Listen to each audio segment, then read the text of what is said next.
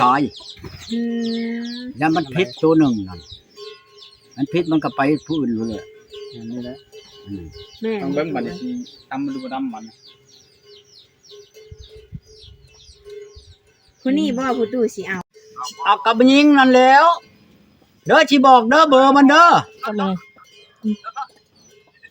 โอ้ยจะมาชัดพาทั้งกล้องไปจ้ะชูนชามชูนเดี๋ยวมันไปเอาจับดูได้เลยชูนชามชูนนั่นได้แล้วชูนชามชูน499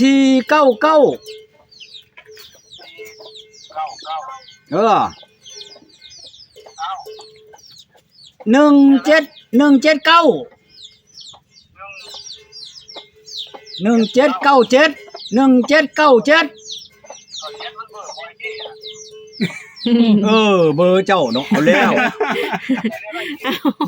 โอ้แม่นอย่าลืมออกซะได้แป้งหอมน่ะตัวนั้นอีกงูเลยนะบอกเบอร์เจ้าของมันลงช่องชูนช่อง020โอ้ยชุภาเว้าหลายอย่างบ่พร้อมบอกนี่ได้แล้วบ่ชูนช่องชูนนั่นได้แล้วนะเบอร์เขาเฮ็ดสิมันบ่แม่นบัดนี้มันบ่แม่นเบอร์มันแหละนี่น่ะชูนช่องชูนนี่นั่นได้แล้ว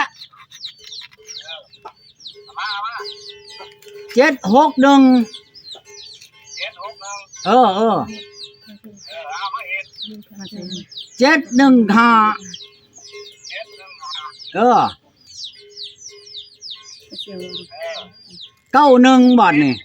91บาทนี่นะฮะ91โทรบังดูบาทนี่นะโทรบังดู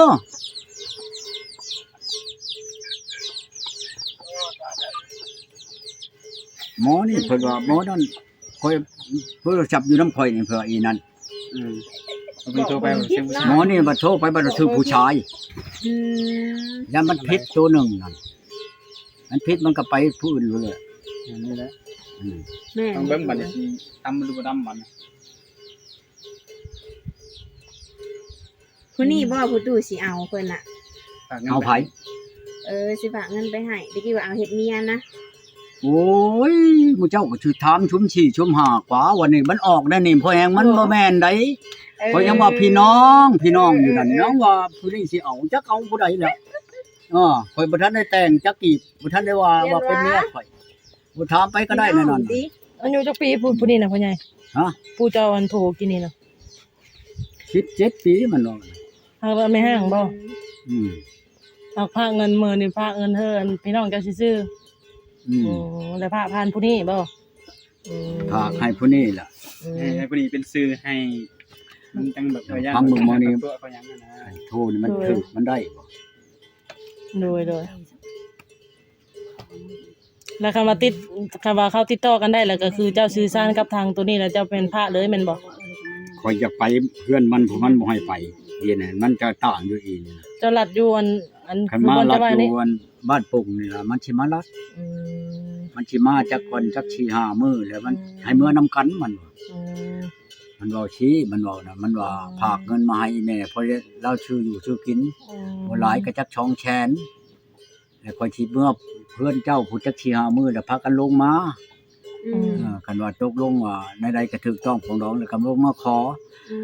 เรื่องฮีตของ2ประการนั้นคำจักหน่อยมันถามแม่มันแหละให้ฮู้แจ้งนะฮั่นนี่มันเว้าแล้วมันบ่มีพ่อดอกมีแต่แม่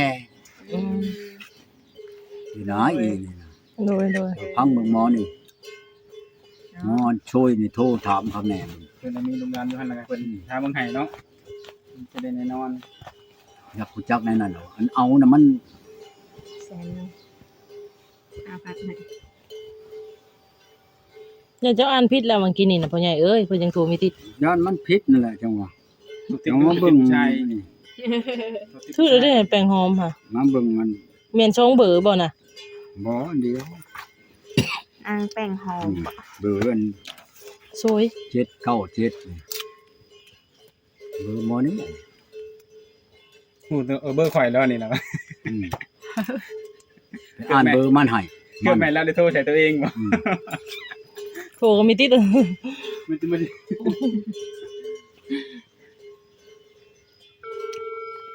ทางเบิ่งเป็นไงติแม่นบ่ฮะมันเว้าแนวใดเอ้ามันคนฝรั่งบ่หรือว่าคนลาวจะว่าเว้าภาษาใดๆหรือเว้าจักเจือบ่รู้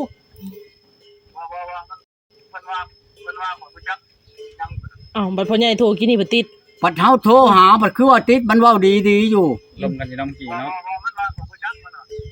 ฮะอันนี้มันโทรหาเฮาอีกแล้วนี่ เอาเจ้าก็วางก้อนผู้นั้นน่ะเจ้าก็รับผู้นั้นนี่ เอ็ดอะไรได้คิดได้ถือบัดนี้ เบอร์มันอย่างนี้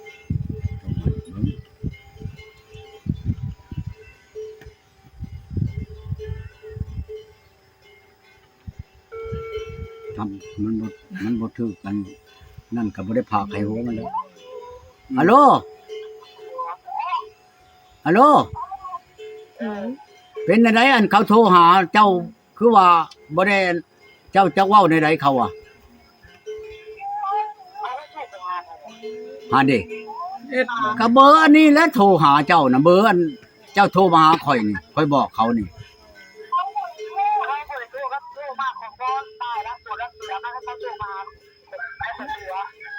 ฮะ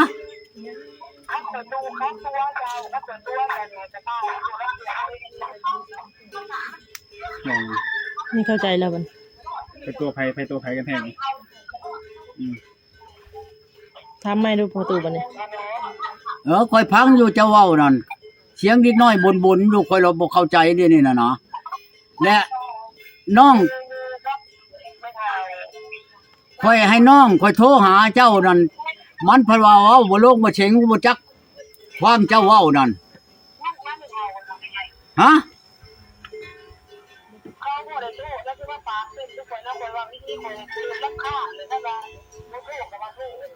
เอาแล้วหมอนี่ก็เว้าไปเด้อข่อยสิบอกเบอร์มันหาเจ้าเด้อให้เจ้าโทรหามันเด้อเอาข่อยสิให้เจ้าเอาเงินน้ำมันนั่นนะเดี๋ยวนี้น่ะเงินข่อยอยู่น้ำมันล้านปลายพุ่น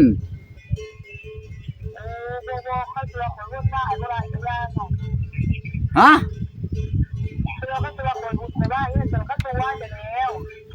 เอาเฮ็ดได้จังหวัดเขาตัวข่อย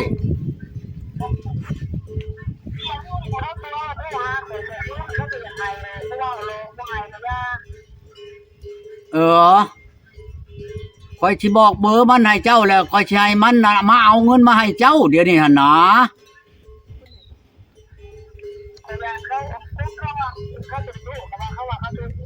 เอ้าบ่สิว่าบ่น้องข่อยเองก็มันก็สิตัวข่อยจำบ่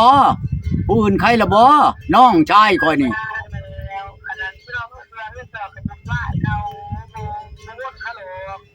บ่วนแล้วก็ยาเท่านั้นแหละเฮ็ดได้ซั่นกันเจ้าจักมาก็มาโลดแล้วข่อยสิให้ดอกเงินอยู่ปลายทางพี่